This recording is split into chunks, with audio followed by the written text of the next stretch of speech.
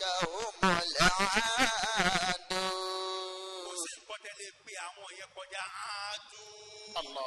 àwọn yẹn gan ni olùtayọ àlà. ẹni tó bá sì tayọ àlà kò sí irú ìyà tí wọn ò ní fi jẹ. ẹni tó tayọ àlà kò sí irú ìyà tí wọn ò lè fi jẹ. ṣé ẹ mọ̀ pé irú eléyìí tá à ń sọ yìí náà ń sìn? ṣé ẹ mọ̀ pé ẹni tó ṣe ṣìnà wọ́n ní kàn ná ní bílálà. bílálà tí wọ́n ní kàn ná ẹni tí ó ṣe ṣìnà òun la fi mú dájà kan wá nínú tẹ̀fsírì wípé ẹni tí ò ṣe dáadáa síwájú ọlọ́run iṣẹ́ ọwọ́ rẹ̀ dá. èèyàn kéèyàn ni èèyàn bú ni ó wá lọ sí ájì àbó lọ sí umura ó wá ní aṣọ tóun fi ṣe ájì àbáṣọ tóun fi ṣe umura ó náà ní kó fi sìn òun tóun bá kú.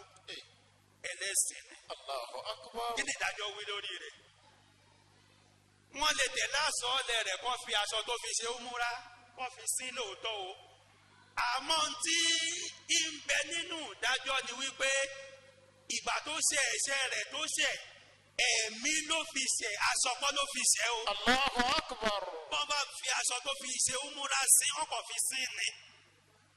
ọ̀rọ̀ rẹ̀ dàbí ọ̀rọ̀ ẹni tó hùwà tó ṣiṣẹ́ ẹbí tí wọ́n wá fẹ́ dá sẹ̀ríà fún tọ́wá ní ẹ̀dá àdọ̀bálẹ̀ ẹgbàṣọ lára rẹ̀ ẹgbàṣòkòtò ń ti rẹ̀ aṣọ tó ń gbà lára rẹ̀ àti ṣòkòtò tó ń gbà ń ti rẹ̀ yìí ṣe bí kẹgbẹ́ ó lè bá wọlé sí lára dáadáa ni. ẹni tó wá ní kàn fi aṣọ umura sí ohun tí wọ́n bá fi sí wọn á kaṣọ umura kú o. Allahu akbar. aṣọ umura ò ní nǹkan kan ṣe níbi ẹ̀ṣẹ̀ tó ṣẹ̀. aṣọ umura ò ní nǹkan kan ṣe níbi ìtayọ àlá rẹ̀. ìdájọ́ sọ wípé wọ́n lè fi sí àmọ́ wọn á kaṣọ kúrò níbẹ̀ kí ló wá wí àwé. walladhina hum li amanatihim wa ahdihim ra'un. walladhina hum li amanatihim wa ahdihim ra'un. ọlọ́run ní òwárí àwọn tí ó ṣe wípé àmánà tèmi ọlọ́run bá fi sí wọn lọ́dọ̀ tí mo fi sí wọn lọ́wọ́ wọ́n ṣọ́ bó ṣe yẹ kí wọ́n ṣọ́. tàbá ní ká bẹ̀rẹ̀ sí ni máa sọ̀rọ̀ nípa àmánà. nínú àdìsí kan ànábì ní inna sawma amanatun. àwẹ̀ tá ń gbà yí gan àmánà ni. falyahfaz kullu wahid amanatahu. kí gbogbo ẹnìkankan tí ó ní àmánà lọ́dọ̀ kó yá ṣọ́ àmánà rẹ̀. àmánà ni àwẹ̀ tá ń gbà yìí bóníkálukú bá ṣe gbà á ló ṣe pé àmánà rẹ̀ sí àmánà náà ni ọlọ́run bá ń sọ ń bí. alladhina hum li amanatihim wa ahdihim ra'un. àwa máa sọ nípa àmánà tó jẹ́ tayé a máa sọ nípa àmánà tó jẹ́ ti àlìkíyámà a máa sọ nípa àmánà tá a gbà lọ́dọ̀ ọlọ́run bá ká tó kú o àmánà tá a gbà lọ́dọ̀ ọlọ́run bá ká tó kú o òun ni mímọ̀ tọ́lọ́run bá fi ra rẹ̀ mú ẹnìkan kan nínú wa àmánà àkọ́kọ́ ni pé kì í ṣe tó lọ tó wàá padà dé tó wàá gbàgbé mi. alastu bi rabbikum. qalu bala. kò sí ẹ̀dá kankan àti ẹ̀dá ènìyàn ni àti ẹ̀dá àlìjọ̀nú.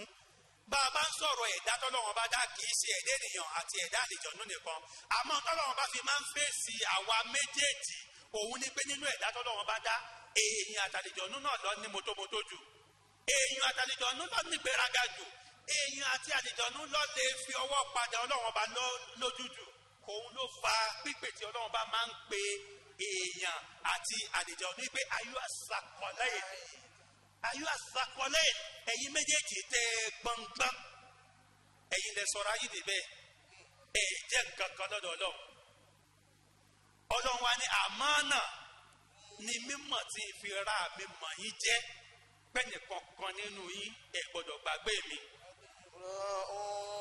inna aradna al-amanata ala as-samawati wal-ard ọlọ́run ní òun ṣẹ́rí ihun tí ń jẹ́ àmánà òun ihun tí wọ́n ń pè ní àmánà òun ni nǹkan gbàdá ní ihun tá a gbọ́dọ̀ jàǹbá rẹ̀ ihun tá a gbọ́dọ̀ ṣàbòsí ànábì náà ní adil àmánà ila man tamanna dá àmánà padà sọ́dọ̀ ẹni tó fọkàn tán ọ ẹni tó gbé àmánà fún ọ kódà àmánà ń bẹ níbi obìnrin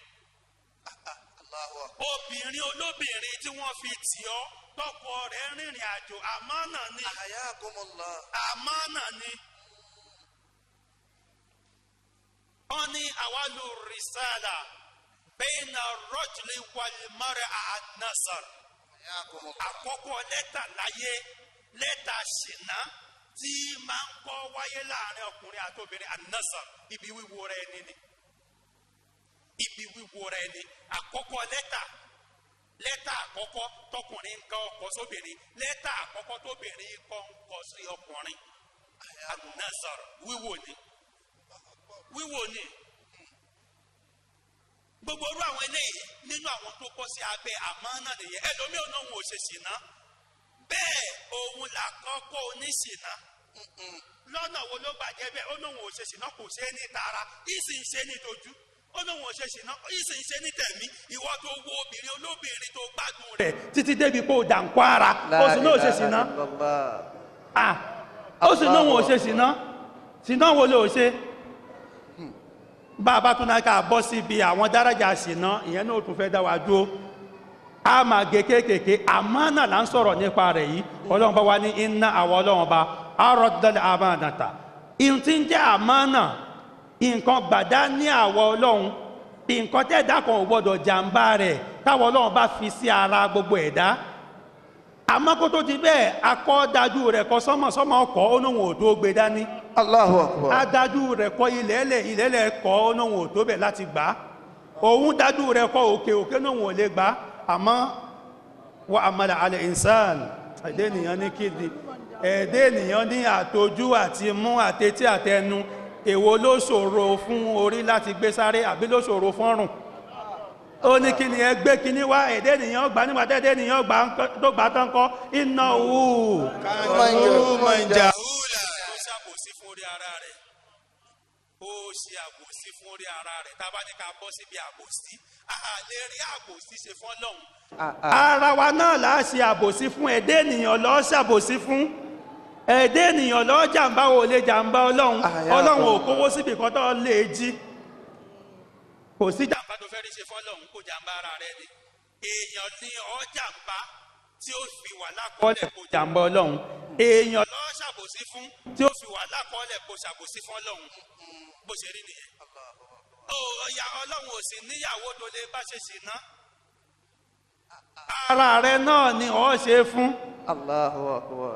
òun ní orin ó tẹ̀pà kọ́ ní dáwọ́tòlẹ̀ ákìtì yìí tá a ṣe wípé ẹ̀ṣẹ̀ mélòó ni ṣètánì iṣẹ́ kan tó ní kó kúrò lálejò náà ṣètánì ò ṣe ṣìnà ṣètánì ò yíwèé ṣètánì ò jalè gbogbo ẹ̀ pátápátá làwọn ẹ̀dẹ́ ènìyàn sì ń ṣe àmánà ìhun tí ń jẹ́ kódà àmánà Ọlọ́run ọba ní ṣètánì ò gbà tó fi ṣorí ibú tó ṣe Allahu Akbar. àmánà Ọlọ́run ọba nípa wípé bàbá ní ká lọ sáàyè ibẹ̀ yẹn Ọlọ́run ọba fi nǹkan hàn ṣètánì ó fi hàn lódìndín kò fi hàn láàbọ̀ kó tó dìgbà tí wọ́n dá nábì ádámà ní ṣètánì ti ní ìfuramọ̀ wípé nǹkan ó ṣẹlẹ̀ kódà wọ́n ní ṣètánì ṣe àdúrà fún gbogbo àwọn tí wọ́n ń bẹ tí wọ́n jẹ́ hádìmí pẹ̀lú Ọlọ́run wípé láàyè tá a wà yìí ẹnìkan ó ṣorí ibú láìpẹ́ yìí o ẹ̀rù bà gbogbo oníkálukú ṣètánì sì ṣàdúrà fún gbogbo wọn kọ́lọ́hùn ní jẹ́ ó jẹ́wọ́ o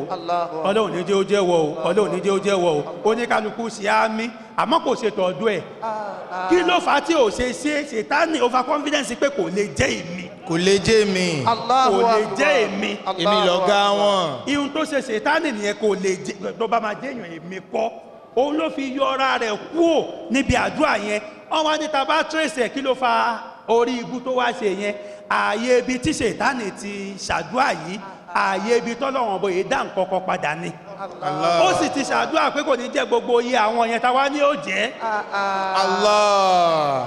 òun náà ni ó jẹ́ nìyẹn àmánà náà ni torí ihun tọ́lọ́wọ̀n bá fi mọ̀ nínú mọ̀ ní kọ̀kọ̀ òun ni ò lè pamọ́ tó fi bẹ́ẹ̀ ta tí fi ń sọ fún wọn pé nǹkan kan báyìí ó ṣẹlẹ̀ o kò tọ́jú àmánà náà ni kò tọ́jú àmánà náà ni dọ́gba náà fi àmánà ọ̀rọ̀ sọ́dọ̀ ẹlòmíì ṣe mọ̀ pé àmánà tóbìnrin á ti sọ àmánà ọ̀rọ̀ wọn fi sọ́dọ̀ ẹlòmíì yóò wá ní mo kàn ní kí n fọ̀rọ̀ ẹnìkan júwe ọ̀rọ̀ ni o yóò wá júwe ọ̀rọ̀ títí débi wípé àwọn tí ń sọ fòfin mọ̀ pé lágbájá ni Allahu akbar. yóò júwe táwọn èèyàn ò fi mọ̀ pé lágbájá gan-an ní ń sọ àmọ́ náà tí yẹn fi sí lọ́wọ́ ẹlòmíì ń bẹ ó ní àrùn kan tí ń ṣe tó ṣe wípé kò mẹni tóun lè bá sọ ó sì bá sọ ló bá wá dá àwùjọ ibi tó ti fẹ́ sọ̀rọ̀ yóò náà fẹ́ fọ̀rọ̀ èèyàn kan ṣàpèjúwe yóò júwe débi páwọn èèyàn mọ̀ pẹ́ni tí ń sọ nìyẹn Allahu akbar. kò sì tí ì tó àṣírí rẹ̀ bẹ́ẹ̀ yẹn jẹ́ ká kó ń bi àmọ́ náà ike àmọ́ náà yìí má dáwà dúró. Walladhina hum ala salawatihim yuhafidhun. àwọn tí wọ́n ń ṣọ́ ìrun pẹ̀lú gbogbo ṣẹ̀ríà àwọn Ọlọ́run bá ń sọ ó ṣọ́run kíkí rẹ̀ láti bí àsìkò ó ṣọ́run kíkí rẹ̀ ó ṣọ́ gbogbo àlùalá ó ṣọ́ gbogbo àlùalá gbogbo oríkèéríkèé ló téèyàn máa fi ṣàlùalá pátá ló ṣọ́ ká tó kò níbẹ̀ yẹn a tó sáré ṣe ra wa láǹfààní tí gbogbo ẹni tó rí rẹ̀ pé kò lè sọ pé rọ́ ni ó ń bẹ nínú Riyadu Tafsir èèyàn kírun kò kírun wọ́n fẹ́ kó máa lálùalá gbogbo ìgbà. Allahu akbar. àǹfààní pọ̀ rẹpẹtẹ ń bẹ pàájù lọ ìwọ tó dálé kéwúlẹ̀ tó ń kọ́ àwọn ọmọ ní kéwú ẹni tó bá jẹ́ ẹni tí ń kọ́ àwọn ọmọ ní kéwú tí ń lálùalá ní gbogbo ìgbà wọ́n ní kò ní kọ́yàn ń kéwú kẹ́ni ló kọ́ ó má mọ̀ ó ń bẹ lákọọ́lẹ̀ akọ̀sáré wí yẹn ni asáré wí ni ó ní kéèyàn ó máa wà lórí àlùalá gbogbo ìgbà ó kírun ò gbọ́dọ̀ lálùalá ó gbọ́dọ̀ wà lórí mímọ́ ó gbọ́dọ̀ wà lórí mímọ́. Walladhina hum ala salawatihim yuhafidhun. ó ṣọ́lù àlá ó ṣọ́run kíkí ó dúó bó ṣe yẹ kó dúó àti sọ díẹ̀ nípa àrùn àmọ́ ó rí pé ọ̀rọ̀ ìrun ẹ̀ẹ̀mejì lọ́lọ́run bá mú wá nínú súrà yìí. Waruwiya anna ba'da sahaba Àbáṣe àdúmá kanu yanzuruna ila samai fi salatihim qabla nuzuli hazihi al-aya. àti ṣàlàyé púpọ̀ ń pa àrùn kíkí jẹ́ kó dọ̀la Na'am. tí ó dọ̀la. Radiyallahu ta'ala ankum. Walladhina hum. Ọlọ́run sọ̀rọ̀ nípa àrùn kíkí ó rí pé ńgbà tó sọ ìrun kíkí ti òkè káṣí òun ló sọ dárájà àtàwọn yẹn ó ti yàtọ̀ sí dárájà tẹ̀dẹ̀ tí iṣẹ́ ń bẹ̀rẹ̀ àmọ́ kankan nínú méjèèjì ò ní kí ẹ̀dẹ́ onóhun débì kan kó fi ìrun lẹ̀ láìkí ẹnìkan ò gbọ́dọ̀ nóhun débì kan ipé òun ò fi ní kírun mọ́ gbogbo ọ̀rọ̀ pátápátá yóò kàn máa dàbí ìgbà tó jẹ́ pé wọ́n rí létí ẹ̀ mọ́ ọ̀rọ̀ tàṣọ́wùfù ni torí àwọn tí ojú wọn tó ọ̀rọ̀ láyé bí wọn ò sí kò sí nígbà wọ́n bá ní kò sí ohun tó ń jẹ́ tàṣọ́wùfù kò sí ohun tí ń jẹ́ bẹ́ẹ̀ lóòótọ́ tó ní ohun tí jẹ́ súnfí kí ló dé tó rúkọ yẹn gan ò sí nínú Kùránì nínú àwọn táwọn míì gbé lọ́wọ́ nìyẹn ó ní orúkọ yẹn gangan ní kílé tí ò sí nínú Kùránì a ka àìmọye nǹkan tó ṣe pé orúkọ rẹ̀ ò sí nínú Kùránì activities lárí tó túmọ̀ sí wípé nǹkan yẹn ń bẹ a má pèjúwe yẹn wá nígbà tó Ọlọ́run bá ní kí baba ńlá wa Ànábì Núhà kó kan ọkọ̀ ibo lẹ ti rí nínú Kùránì tọ́lọ́run bá dárúkọ Nàjárù tó dárúkọ wípé kápẹ́ńtà ta ló máa ń kan nǹkan tó ń kan kíní Ànábì Núhà ó kan ọkọ̀ tàbá wá ní ààrí orúkọ bí tọ́lọ́run bá ti dárúkọ tàṣọ́wùf a sì rí iṣẹ́ táwọn oníṣúfí ń ṣe o sì ní ó gbà náà onígbà tọ́lọ́run ti dárúkọ ẹ̀ iye kápẹ́ńtà tó wà láyé ń sin nǹkan ṣọ́lọ́ ń dárúkọ kápẹ́ńtà Anakumullah. ṣọ́lọ́ ń dárúkọ kápẹ́ńtà Hayakumullah. àìmọye nǹkan bẹ́ẹ̀ àwọn optician àwọn tí wọ́n ń tírìtì ojú Ànábì Ìsá lọ̀gá wọn lóyí ipé èèyàn ńlájú ṣọ́lọ́run dárúkọ optician ní Kùránì Ọlọ́run dárúkọ ẹ̀ àbáwọn tó ń wo ẹ̀tẹ̀ tó ń wo kíní àwọn tọ̀bíbù Jìdíyà ṣọ́lọ́run dárúkọ wọn ní Kùránì Ẹ̀sìn.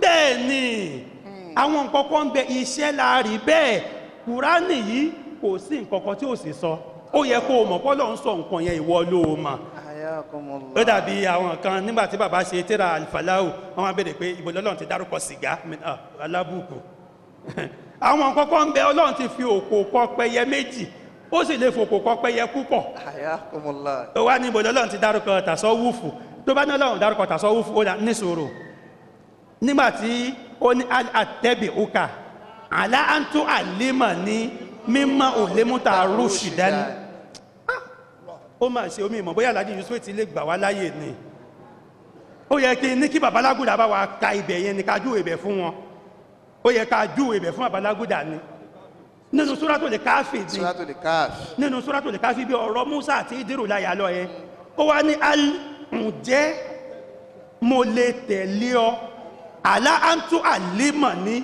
kó o máa kọ́ mi mímá òlémútà nínú tí Ọlọ́run ọba fi mọ̀ àbí nínú tí wọ́n fi mọ̀ rúṣídán ní ọ̀nà ọmọ kí ló dé tí ò sọ pé mímá òlémútà ilémọ́ nínú tó mọ̀ ní mímọ̀. Allahu akbar. Allahu akbar. babalágúdà yẹn tí rí mo mọ̀ pé babalágúdà verse 66. wọ́n á jí iṣẹ́ yẹn fún wa bí wọ́n ṣe ń jẹ fún ṣéwù Yallahu ta'ala. mo mọ̀. Quran 18 verse 66. alẹ́ àtẹ́bì òkà ǹjẹ́ mo lè tẹ̀lé ọ ǹjẹ́ mo lè máa tẹ̀lé ọ àlá àǹtó àlímọ̀ ní lórí wípé kó o máa kọ́ mi kó o máa fi mọ̀ mí mímọ́ òlémúta Rushdan. Moses said to ẹni him, sùúrù. Moses said to him, babaláwo ẹ má bínú torí Ọlọ́run Yorùbá la fẹ́ kẹ̀ka fáwọn èèyàn ẹ má bínú torí Ọlọ́run Yorùbá la fẹ́ kẹ̀ka Yorùbá la fẹ́ kẹ̀ka Yorùbá ni wá mímọ́ òlémúta rúṣìdá nínú tí Ọlọ́run ọba fi mọ̀ àbí nínú tí wọ́n fi mọ̀ ní ọ̀nà mọ̀ béèyàn bá sì ní kì í ṣe bẹ́ẹ̀ tó ní òun fẹ́ tírìtì àràfí kí ló fà á tí ó sọ pé mímọ́ òlémúta rúṣìdá tí ò lè sọ pé mímọ́ òlémúta ilémọ́. Musa sọ fún pé ǹjẹ́ èmi kì yóò tẹ̀lé ọ lórí kí o lè máa kọ́ mi ní ìmọ̀nà nínú tí a fi mọ̀ ọ́. ìmọ̀nà ni Musa béèrè lọ́wọ́ rẹ̀ Musa ò béèrè ìmọ̀ tó jẹ́ ìmọ̀ ṣọ́ọ̀kì lọ́wọ́ rẹ̀ ìmọ̀ ṣọ́ọ̀kì kọ́ ni Musa béèrè ó ní mímọ̀ òlémúta rúṣìdán tó bá wá sọ wípé mò ń bọ̀ béèyàn bá wá sọ wípé kò sí orúkọ tàṣọ wùfù èmi wá fẹ́ jẹ́ kó yí ọ wípé tọ́lọ́run bá ní kò ṣe rìsáàṣì dáadáa tó jẹ́ onítàrí ọ mọ̀ pé ní sẹ́ńtírì kọ̀ọ̀kan ní ìgbà kọ̀ọ̀kan làwọn nǹkan kọ̀ọ̀kan ní orúkọ tí wọ́n ń jẹ́ tó ṣe pé tó bá fi di sẹ́ńtírì míì orúkọ míì ni wọ́n máa jẹ́ ní àsìkò ìgbà tí Idiru wà àṣẹ Abu Rushdi làwọn onísúfí ń jẹ́ ńgbà náà irun tí wọ́n ń jẹ́ ní Kùránì sọ yẹn àṣẹ Abu Rushdi ló ń jẹ́ Asahabu Rushdi. àwọn onímọ̀nà àwọn tọ́lọ́ bá fún ní ìmọ̀nà orúkọ táwọn onísúfí ń jẹ́ ńgbà yẹn nìyẹn orúkọ tí wọ́n ń jẹ́ ńgbà yẹn nìyẹn wọ́n ní kọ́kọ́ òyìnbó sẹ́pàpá kan fi jẹ́rìí ọ̀rọ̀ ni ẹ má jẹ́ apẹ́ ńbẹ̀ ẹ má jẹ́ apẹ́ ńbẹ̀. Musa said to him, Khidr, may I follow you so that you teach me something of that knowledge, i.e. guidance and true path, which you have been taught by Allah subhanahu wa ta'ala. mímọ́ òlémúta rúṣìdán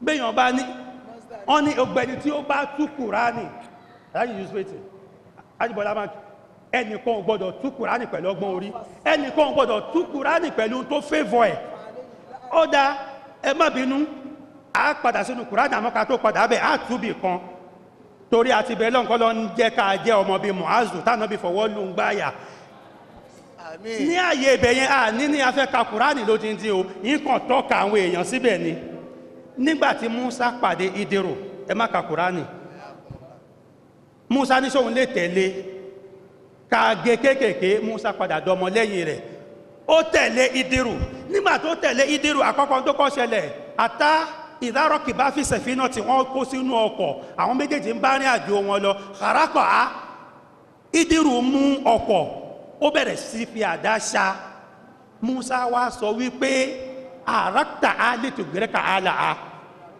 ó ń bá ọkọ̀ yìí jẹ́ káwa tá ń bẹ nínú rẹ̀ ká tẹ̀rì sínú ọkọ̀ bẹ́ẹ̀ bá wo àti ní Yorùbá àti ní Yorùbá ṣe mọ̀ pé n tó ṣẹlẹ̀ ń bẹ̀ yẹn nìyẹn èmi ò wá fi ìmọ̀ kan sọ̀rọ̀ ẹni tó bá wá ní bẹ́ẹ̀ kọ́ kí wá ní tí ká wá mú ká má ká gé kékèké nínú nǹkan tí ọlọ́run ní kí ó lè kọ́ lọ́dọ̀ ẹ̀ gangan nìyẹn nínú nǹkan tí ọlọ́run ní kó lè kọ́ torí Ìdírù padà fi yé Musa wípé nọ̀síìtà annaka qatalta nafsan bil amsi ẹ farabalẹ̀ láàyè ibi tàdé yìí o ẹ jẹ́ kó yé o ẹ jẹ́ kó clear o ẹ jẹ́ kó clear ọ̀rọ̀ ọgbọ́n orí kọ́ o nínú tí Ìdírù jẹ́ kó yé torí Kùránì gbé wá lẹ́yìn gbogbo ọ̀rọ̀ yẹn ká ló jẹ́ pé Suratul Kahfi la fẹ́ tú ni a wọ àwọn ibì kan bẹ̀ àmọ́ Ìdírù jẹ́ kó yé wípé o ní èmi pààyàn lẹ́ni tí ó ṣe nǹkan kan fún mi ó wá ran Musa létí Musa ò tí ì di ànábì Ọlọ́run nígbà yẹn tí Musa fi pààyàn tó ń la èèyàn méjì tẹ́nìkan kú mọ́ lọ́wọ́ Ìdírù ò sí mbẹ̀ Ìdírù jẹ́ rán létí pé ó gbàgbé pé ó pààyàn lánàá ó sì némi pààyàn tí ó ṣẹ̀. Allahu akbar. Hayakumullah. Allahu akbar.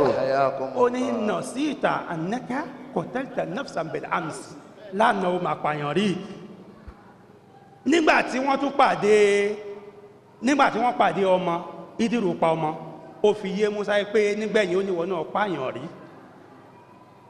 ó ń ṣá ọkọ̀ omi ń wọ inú ọkọ̀ Musa béèrè pé àràkìtà ó ń ṣá ọkọ̀ lítògíríkà àlà ó fẹ́ tẹ àwa tá ń bẹ nínú rẹ̀ rí ká kú sínú omi bó bá tiẹ̀ jẹ́ pé inú omi ni wọ́n ń gbé tó lè kú sínú omi ó fẹ́ pa wá kí ni Musa gbàgbé pé nígbà tí wọ́n bí òun inú omi ni wọ́n ju òun sí tọ́lọ́hun sì sọ́hun tóun ò kú. Allahu akbar. Allahu akbar. Abukakumullah. Àní Musa gbàgbé wípé nígbà tí wọ́n bí òun Ìdírù jẹ́ kó yé pé ṣebí nígbà tí wọ́n bí ẹni kékeré ìgbà náà ni Fìráúnà ní kó máa pa àwọn èèyàn wọ́n wá lè sọ ẹ́ sínú omi Ọlọ́run sì sọ ẹ́ ò tẹ̀rì ó wá ń bẹ̀rù nísìnyí kò fẹ́ tẹ̀rì sínú omi. ẹ jẹ́ ká dájú ọ wá ní kò sí mọ̀ sùn fi. wọ́n lè kí náà wà lásọ̀lá àti yóò fi tó. àbíká sọ̀kọ́ tó kù náà. ó dá nígbà tí Musa àti Ìdírù tí wọ́n dé ìlú ibi tó ti kọ́ ilé tí wọ́n kọ́ tí wọ́n ṣe wọ́n lálejò. mo ní ká má kà ní ká má sọ lọ́rọ̀ báyìí ni nígbà tí wọn ṣe wọn lálejò níbẹ̀ fàwọ́jàdá fi àjèdára wọn wá rí ilé kan níbẹ̀ yòrídùn àyà gọ́dọ̀ ilé yẹn ti fẹ́ wó lulẹ̀ fa àkọ́mọ̀hú ẹ jẹ́ ká kọ́kọ́ tírìtì bẹ́ẹ̀ ná fa àkọ́mọ̀hú ọlọ́run mọ̀ kí ó ju bàbá gbogbo ní kálukú lọ. Allahu akbar. kí lè dé tọ́lọ́run sọ pé fa àkọ́mọ̀hú kí lè tọ́lọ́run sọ pé Musa àti Ìdírù wọ́n ti jọ gbélé yẹn tó wọ́n jọ kọ́lé yẹn wọ́n dẹ̀ jọ rí ilé yẹn ni àmọ́ ó ṣe pé fáàkọ́ ọmọ òwú Ìdírù sì gbé ilé yẹn dúró padà bí mánà àkọ́mọ̀ òbí ismaili azam Allahu akbar. ó gbé ilé yẹn dìde dúró padà pẹ̀lú ismaili azam tó ń bẹ lọ́dọ̀ ẹ̀ ni nígbà tí ó wá béèrè lọ́wọ́ rẹ̀ nígbà yìí pé láwọ́ ṣíítà á padà sínú Kùránì á padà sínú Suratul Mu'minun ó ní láwọ́ ṣíítà bó bá máa wọ́n ni bí wọ Ìdírù ó bá fẹ́ ni lẹ́tà hosta àléyìn ajẹ́ra ní ò bá dẹ̀ gba ọrẹ ẹ̀bùn lórí nǹkan tó ṣe yìí nínú nǹkan tí Ìdírù fi yé nígbẹ̀yìn ní pé ìwọ gbàgbé kó sọ fún Ṣuaibu ànábì Ọlọ́run nígbà tó dọ́dọ̀ ẹ̀ nígbà tó fẹ́ ṣe ọ́ lálejò wípé tí kì í ṣe kó fẹ́ san mí lẹ́san dáadáa tí mo ṣe fáwọn ọmọ rẹ iṣẹ́ ni tó máa ń gba tí máa ń gba dáadáa lọ́dọ̀ ẹnì kọ́kọ́ o irun tí ìṣe yìí ṣe fún Ọlọ́run ni ó sọ fún Musa pé ó sọ bẹ́ẹ̀ fún Ìdírù àbó sọ bẹ́ẹ̀ fún والذين هم على صلواتهم يحافظون. àwọn tí wọ́n ń ṣọ́ ìrun wọn lẹ́nu kan dé jẹ́ ká kó ń bẹ̀.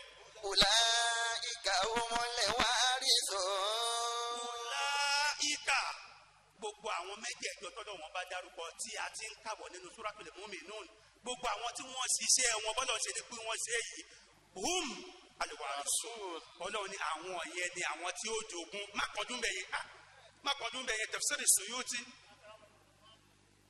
bàbá ní yàtọ̀ sí mẹ́tọ̀dì tá a fi ìyẹn oníkà má sọ àwọn ibì kankan Ulaika ó yẹ kó ní kálukú wòye sí Kùránì ọwọ́ ẹ̀ láàyè yẹn Ulaika àwọn tí à ń sọ yìí humul warisun àwọn ni wọ́n jogún ogún ta ló jẹ sẹ́nìkan lè jogún ọlọ́run. لكل إنسان منزلتان mo gbà yẹn wọlé.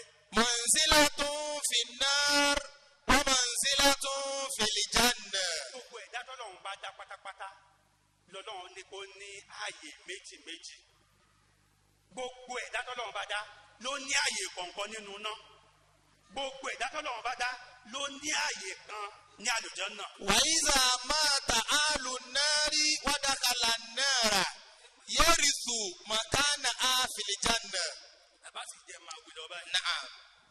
nígbà tí gbogbo oníkálukú bá padà síwájú ọlọ́run tí gbogbo yányán bá tán tán bá dájọ́ pé ẹ̀yin ọmọ náà ẹ máa lọ ná ẹ máa lọ dún ná ẹ̀yin ọmọ àlùjánnà ẹ máa lọ sí àlùjánnà. wọ́n ní tí àwọn ọmọ àlùjánnà bá wà lálùjánnà wọn táwọn ọmọ náà ti wá lọ sínú ná ààyè tí àwọn ọmọ náà tọ́lọ́wọ́n bá fi sí àlùjánnà yóò wá ṣẹ́kù.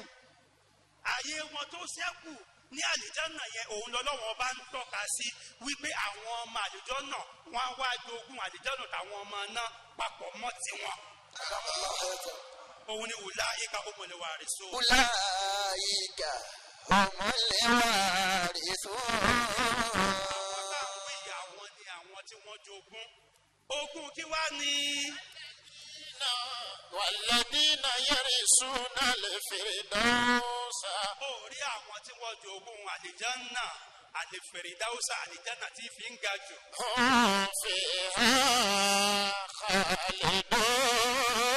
خالدون. àlùjánnà tí wọ́n wọ̀ yìí ibẹ̀ ni wọ́n á máa bẹ gbére títí láéláé. ibẹ̀ ni wọ́n á máa bẹ gbére títí láéláé. ibi tá a ti dá wá sí dúró ní àmọ́ ká tó dá dúró. Adamola Atako. Anakunla. Wọ́n ní ẹnìkan páàkì síwájú ilé àwọn kírísítẹ́nì kan tó fẹ́ wọlé tó ń dín wọn lẹ́nà.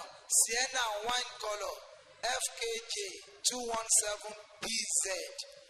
FKJ 217BZ. láàrin ìṣẹ́jú díẹ̀ tó kù á wàá fi gbéra wá sí express.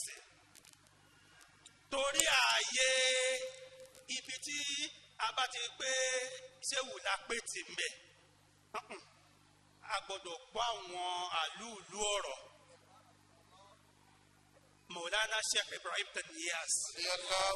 ọwọ́ jẹ́ ká mọ̀ wípé tá a bá ní àwọn ọmọ náà tó bá ti wọnú ibẹ̀ ni wọ́n máa wà gbére.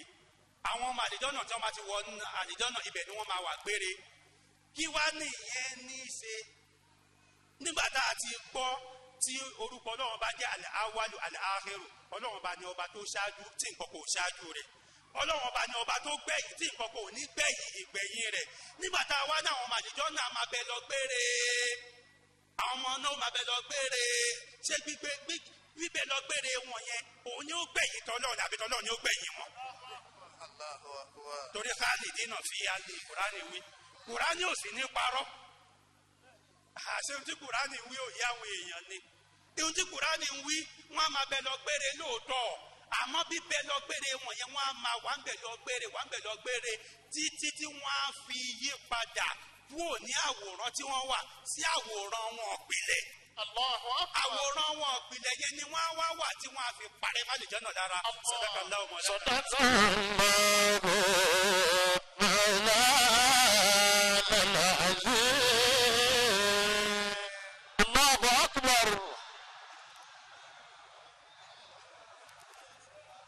Takbir.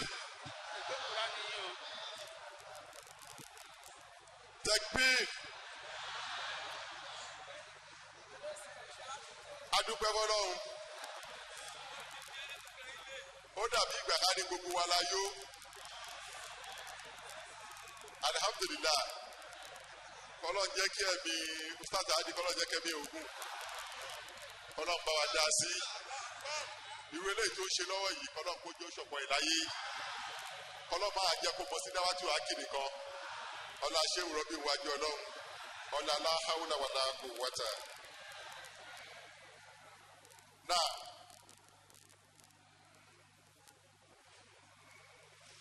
Wa ẹ jẹ́ kọ́pọ̀lọpọ̀ a máa mú irú ẹ̀kọ́ tí ó wà lára ajá àkànbí ó dùn mọ́yàn ọdún púpọ̀. Ali sista Khadijat Biola Eletu wọ́n ní mẹ́sẹ̀gì bíi báyìí kí wọ́n wá gbà á. Sista Khadija Biola ilé tí wọ́n ní mẹ́sẹ̀gì kí wọ́n wá gbà á. Bismillah. ẹ já ní Allahu Akbar. ẹni tó bá gbádùn wá sí i kó ní Allahu Akbar. kábẹ́ ẹlẹ́kan sí i. kábẹ́ ẹlẹ́kan sí i. ọlọ́run la gbọ́dọ̀ tàwí yẹn ọmọ tí wọn náà yàn.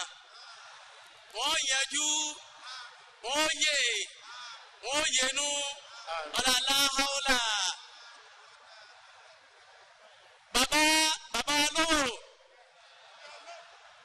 bàbá wa ní ìkáyé àní bàbá lóòrò àdúrà sí àṣẹ fún wọn òun náà ìlà kọ́díjà kò lè hí láàbí ọlọ́run bá o orí wọn mọ̀ wọ́n ó tún mọ tán rò lọ́kàn báyìí tí àwọn ò lè sọ fẹ́ nìkan àbọ́lọ́hún ìwọ tó o ṣe níbi tó o ṣe dé yìí bàbá mọ́sà bá ṣàánú bàbá ìwọ ọlọ́run ẹ sàmì dáadáa làkọ́díjà kò lè hí lábí làkọ́díjà kò rọ̀ṣọ́lù min anfusikum bil mu'minina ra'ufur rahim fa in tawallaw faqul hasbiya Allah. Bismillahir Rahmanir Rahim lihilafi Quraish فليعبدوا رب هذا البيت. ẹ jẹ́ ká ṣe àmínà ká ṣe àmínà sí àwọn ṣéèkù Muhammad Hadi ọ̀rọ̀ tí wọ́n ní pé ọmọ ò lè jọ bàbá ọmọ ò lè jọ bàbá ṣéèkù Hadi jọ bàbá lówóró ọmọ ò lè jọ bàbá kama abo Muhammad Hadi jọ bàbá lówóró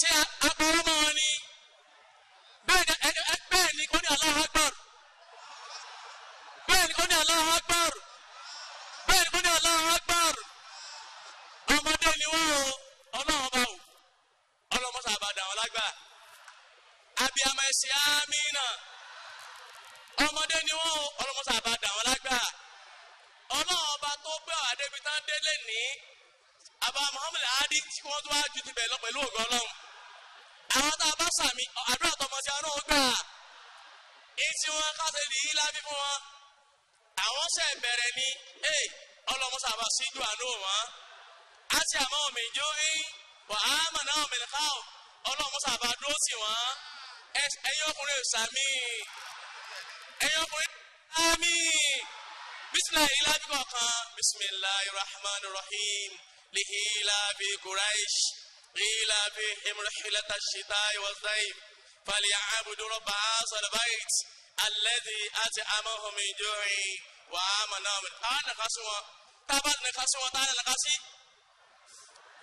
tani ya rabbi bil Mustafa baligi maqasidahum بلغ مقاصدهم بلغ مقاصدهم واغفر لهم أمدا يا واسع الكرم